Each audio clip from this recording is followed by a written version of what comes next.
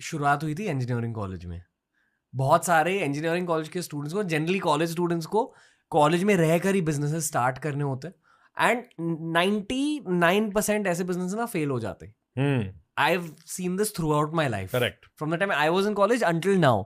जब हमें कॉलेजेस में बुलाया जाता है, interact with students, they sometimes pitch the idea and I know कि अच्छा okay may not work, but you never say that to the student, क्योंकि I don't think spreading discouragement at that age is the right thing to do, क्योंकि तब I differ, but go on. you think you should discourage? No, but I'll nuance that. Honestly, at least I'm coming from my own perspective, between 18 and 22 मेरे में बहुत गुस्सा था, तो अगर किसी ने मुझे थोड़ा भी discourage किया ना, I would take it personally. Obviously with age you shed it off, but maybe I'm just trying to help younger versions of myself. पर Fair. आपकी कहानी बताइए, and also with respect to 2024, मान लो कि अगर आप अब 18 साल के होते, तो how would life have been? How would you have been? What would you have done? तो यार मैं ना बिजनेस बिल्ड करने की कोशिश कर रहा था from a very early age. मतलब मेरे को ये पता नहीं है क्यों, इसका मेरे पास कोई कारण नहीं है, पर मैं ईयर 2000 में 10th क्लास में था और मैंने 2000 में 9th 10th क्लास में मैंने .com डोमेन बुक किया। और उस समय हिंदुस्तान में डोमेन बुक नहीं होता था, आप .com डायरेक्टली बुक नहीं कर सकते थे।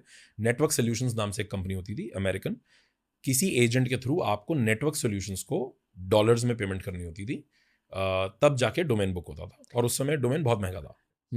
एंड तो ईयर 2000 में मैंने बोला कि मैं yahoo.com का कंपेटर बनाऊंगा। yahoo.com was a big thing, Google was not there, almost not there. And मैंने वो एक डोमेन बुक किया, मेरे डैड ने पैसे इन्वेस्ट किए मेरे जिद पे, और शायद मेरे से पीछे छुड़ाने के लिए कि भाई तू बस किसी तरह ना 10th पढ़ ले, क्या चाहिए तेरे को।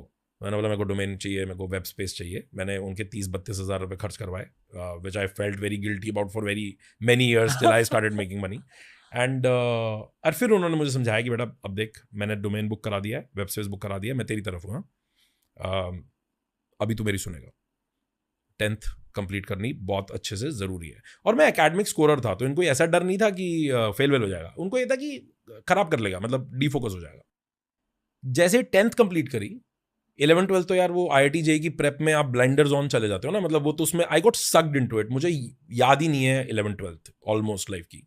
आपको 11th-12th में IIT की कोचिंग नहीं करनी थी? करनी I got sucked into it, like I was willingly into it. वो सब रेजोनेंस स्पेस, उन सारे ट्यूशंस, सब ओके। वो 11th-12th तो मतलब 16 घंटे पढ़ाई, कोचिंग, और अपनी इच्छा से I wanted to get into IIT। मेरी लाइफ की बहुत बड़ी डिफीट थी जब मेरे को IIT नहीं मिला। ये आपने मुझे कभी बताया नहीं है यार। IIT में मेरा आई गॉट अ रैंक कुछ 5400 टाइप। अच्छी रैंक होती है। अब तब कम IIT से? तब 7 IIT थे, 3500 सीट्स थी, 6000 तक को रैंक मिलती थी। 6000 के पीछे वाले को सिर्फ डिस्क्वालीफाइड लिखा आता था। पर सच ये है कि 4000 से 6000 की जो रैंक थी उसकी कोई वैल्यू नहीं थी, अनलेस कि आप बिल्कुल ही ठान लो कि जी मुझे तो IIT जाना है, चाहे मुझे माइनिंग मिले, चाहे मुझे कोई भी सब्जेक्ट ऐसा मिले जो मुझे करना नहीं है। तो 5400 पे मेरे को इनफैक्ट किसी ढंग के IIT में कोई सब्जेक्ट भी नहीं मिला। मुझे 3rd काउंसलिंग में कोई IIT दिल्ली में MSc BSc इंटीग्रेटेड कुछ तो मिल रहा था, but I was not interested. I basically said I drop in year and I do it again.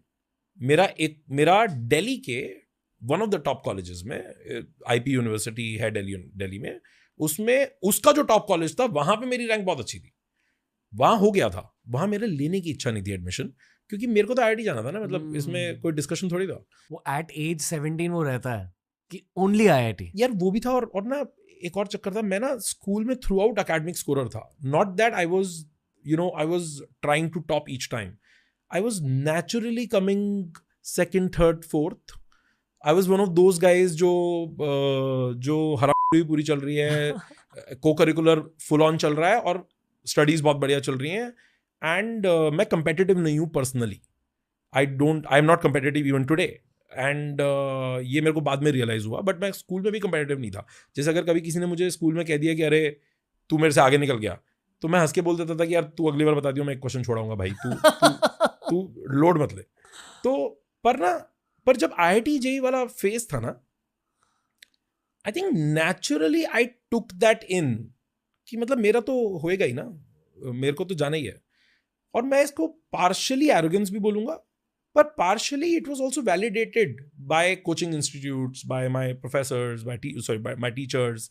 So I was like really chartbusters in every coaching institute, one of the top people, always in limelight. Like होता है ना वो 4-5 students होते हैं जिनको हर teacher आके कहता है तुम्हारा तो होएगा ही. तो मेरे लिए आई थिंक वो जो शॉक और डिफीट थी ना, वो ह्यूमिलिएटिंग भी थी 20%, पर 80% में शॉक्ड था. 80% तो मतलब ऐसे था, मेरे को लगा कि अभी क्या करना है, क्योंकि ये तो इसके आगे तो प्लान ही नहीं बनाया था ना कि IIT तो होएगा ही और आगे जाएंगे. और जो दिल्ली में भी IP यूनिवर्सिटी में, I was from Bharati Vidyapeeth college of engineering which is also in Pune. तो पुणे की एक ब्रांच दिल्ली में है which is affiliated with IP university. Delhi में वो टॉप कॉलेज था. एंड मेरे डैड ने मेरा फॉर्म भर दिया था उस कॉलेज का. मैंने टोटल 3 फॉर्म भरे थे, IIT, DCE which is Delhi college of engineering, and this IP university. That's all. IP university का पेपर की तो मैं केयर ही नहीं कर रहा था कि क्या रैंक आई है, मेरे को जाननी नहीं थी. DC और IIT में दोनों में मेरे साथ सेम चीज हुई. I got last of the last ranks, just got eligible, but of course not a subject, not a great thing. तो मेरे लिए वो काफ़ी टफ था पहले 6 महीने कॉलेज के, क्योंकि मैं कॉलेज में गया पर मैं बहुत डिसइंचेंटेड था. मैं कॉलेज, मैं फीलिंग से कॉलेज नहीं किया था. मैं तो ऐसे किया था कि मैं 6 महीना चिल करूँगा, फिर 6 महीना लग के दोबारा पढ़ाई करेंगे, अगले साल ड्रॉप करेंगे.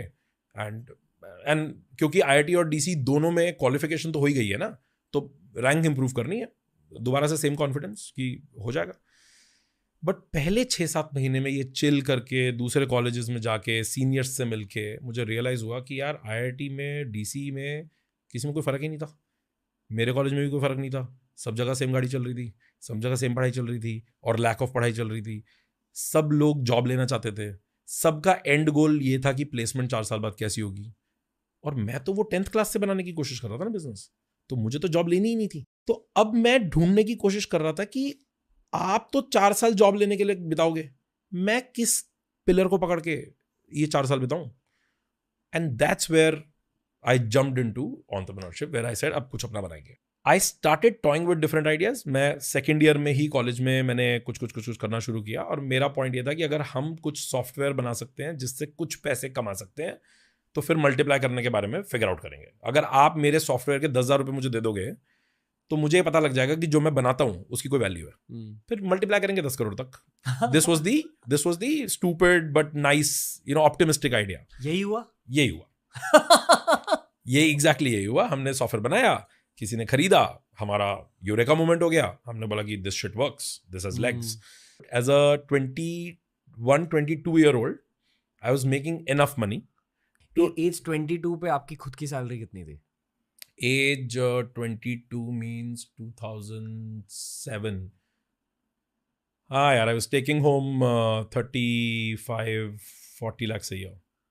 एज 22. हाँ. पर मंथ कितना होता है? 3-3.5 lakh रुपए.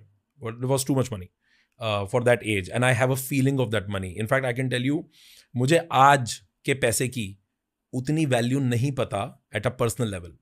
मतलब कि कैसे बताऊं, जैसे आज जो मेरे बैंक में पैसे हैं वो मैं सारे नहीं खर्च देता ना, वो वाले 3.5 लाख में सारे खर्च देता था.